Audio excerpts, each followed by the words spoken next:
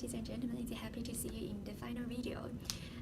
Because of lots of issues in terms of the company, the US telecom industry, and the institution, ZTE mainly focus on selling smartphones in US, which means its business model in US is quite different from its operation in China.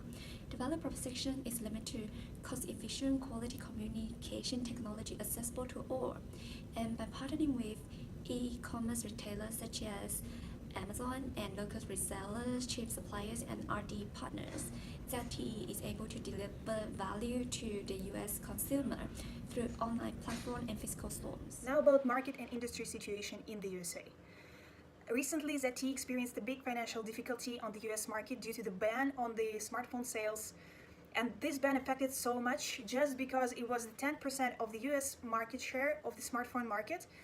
And obviously this is a big revenue stream, the major revenue stream they had in the US. It's also a dominant strategic core product for ZTE USA.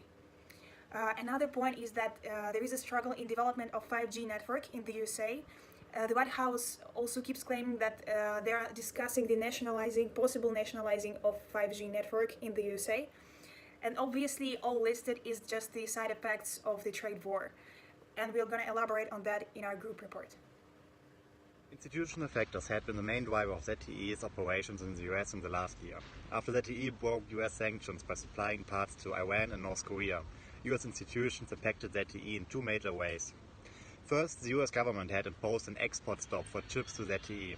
These former institutions have hit ZTE hard, as smartphone chips from Qualcomm were crucial for the smartphone production, and they eventually had to stop the production of smartphones in the US.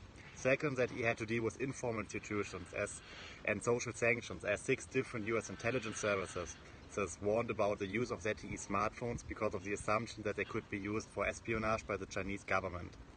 ZTE had to pay high fines and set up independent testing facilities to start producing their smartphones for the US market again. Both forms of institutions show the actual difficulty of operating in the US for ZTE, the interrelation of institutions with politics. Both export stop and the warning of intelligence service are assumed to ultimately relate back to the ongoing trade war between the US and China. This makes the compliance with institutions difficult for ZTE and reduces the certainty of the future. So, to conclude, ZTE faces challenges in establishing its business and succeeding in the US market largely due to the political adversary between the US and China. Earlier this year, ZTE has reached an agreement to lift the ban and resume trading in the US market.